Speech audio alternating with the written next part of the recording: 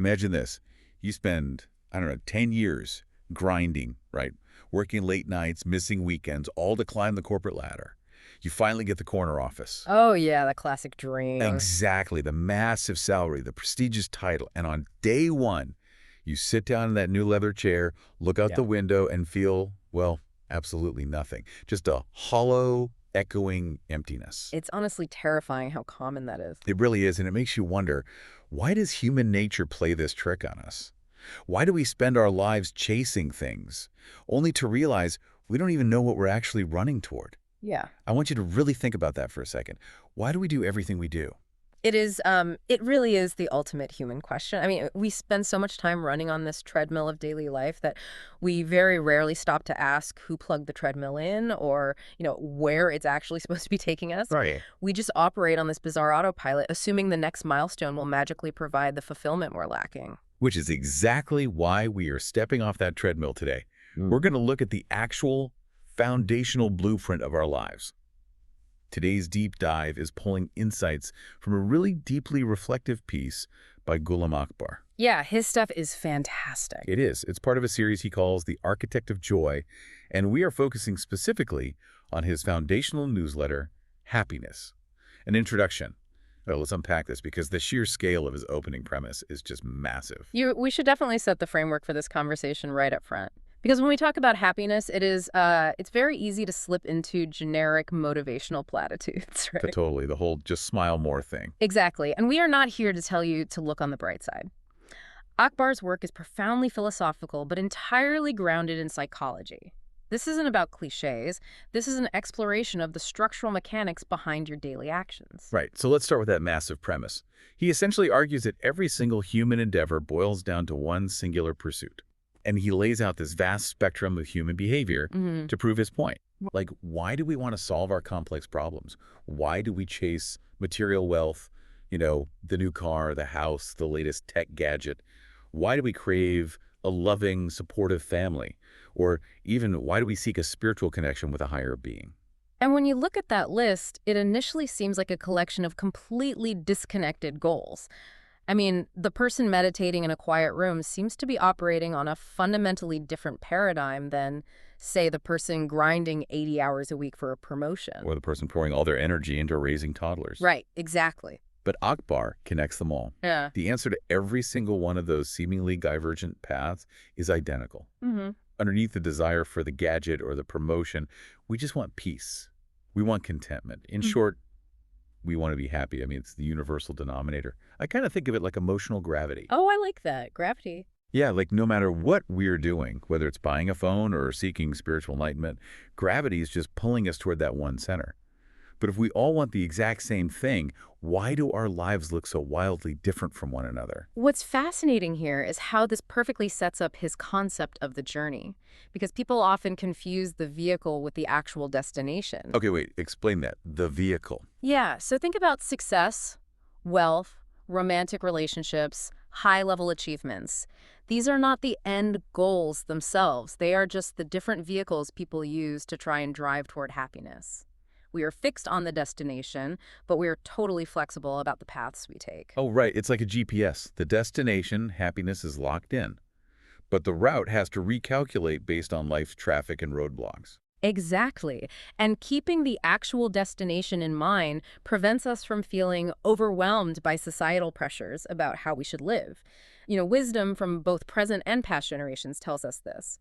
If you focus too much on the vehicle, say acquiring a ton of money, you forget where you were actually trying to drive in the first place. You end up with a really nice car sitting in a terrible parking lot. Exactly. And this ties directly into the psychological concept of the hedonic treadmill. We get the new car, we get a temporary dopamine spike, and then we just rapidly return to our baseline level of happiness. Right, because we confuse the vehicle with the destination. Precisely. You can appreciate the vehicle, you just can't mistake it for the destination of inner peace. Okay, so if we have a GPS and a destination, how do we make sure we are actually moving in the right direction and not just, driving in circles?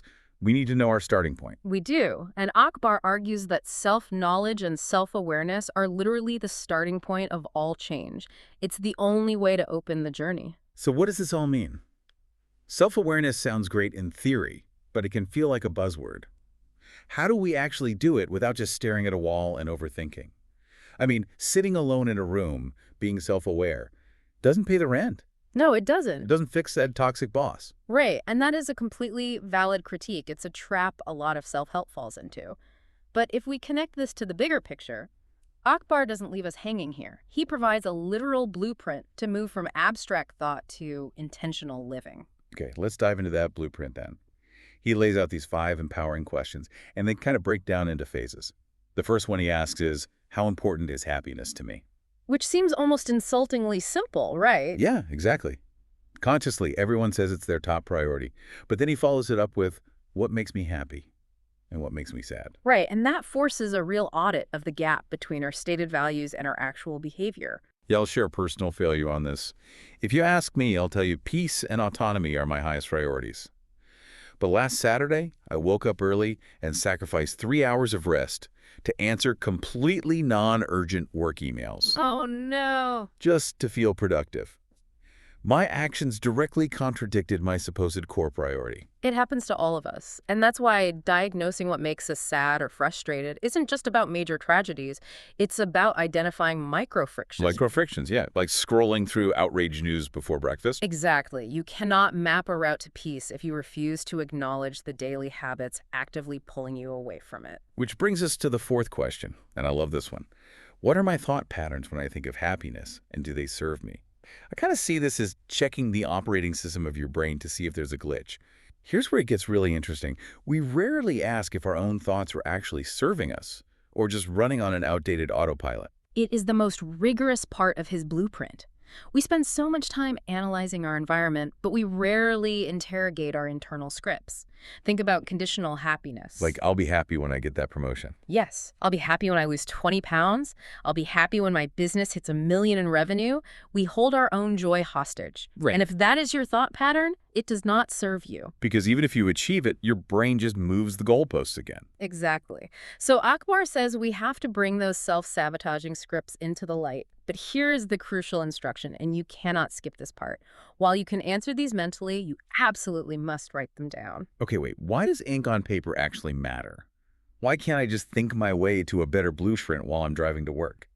It comes down to neuroscience. When you keep abstract goals and anxieties in your head, they loop continuously in your brain's threat detection center. They just remain nebulous stress. So they just bounce around, causing low-level panic. Pretty much. But the physical act of writing, translating a thought into language, forces that information to be routed through the prefrontal cortex. That's the part of your brain responsible for logical reasoning and complex planning. Oh, wow. Yeah, by writing it down, you are creating an actual plan. You're taking action on what brings joy and minimizing what doesn't. That makes so much sense. You are cognitively offloading the stress so you can actually engineer a solution. Which sets us up perfectly for his final question. Question 5. How can I start my happiness journey today? What is one small thing I could do to begin? And that emphasis on one small thing is incredibly intentional. It prevents paralysis. You don't need to quit your job or tear down your whole life today. Right, it's a controlled renovation, not tossing a grenade into the living room. A beautiful way to put it. The one small thing could be just deciding to leave your phone in another room while you sleep. It's about taking action. Taking back that agency. So to recap this whole journey today, we started by recognizing happiness as the universal driver behind basically everything we do. Right, whether we realize it or not. Exactly. We explored how we all take different paths or use different vehicles to get to that same destination of peace. And then we walked through how using those written, empowering questions builds the self-awareness we need to actually get there. Without driving in circles. Yeah, exactly. So we want to issue Akbar's challenge directly to you. Begin your happiness journey today. Take just one small step by picking up a pen, getting out of your own head, and answering those 5 questions to create your own personal plan. And if you want to really dig into this, you can find the full foundational article online. Just search for Ghulam Akbar's Happiness and Introduction. Yes, part of the Architect of Joy series. Highly recommend checking out the PDF. Definitely. You know, as we wrap up, this raises an important question. Okay, let's hear it. And I actually want to leave everyone with a final lingering idea to mull over as you draft your blueprint tonight. If our definition of happiness changes as we age, does that mean our blueprint needs constant redrafting? Or does the feeling of profound peace remain exactly the same, even as the things that trigger it evolve? Oh, that is a brilliant paradox to carry with us into the week. Something to turn over in your mind the next time you feel the urge to just keep running on that treadmill.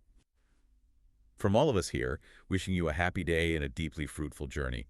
We'll catch you on the next deep dive.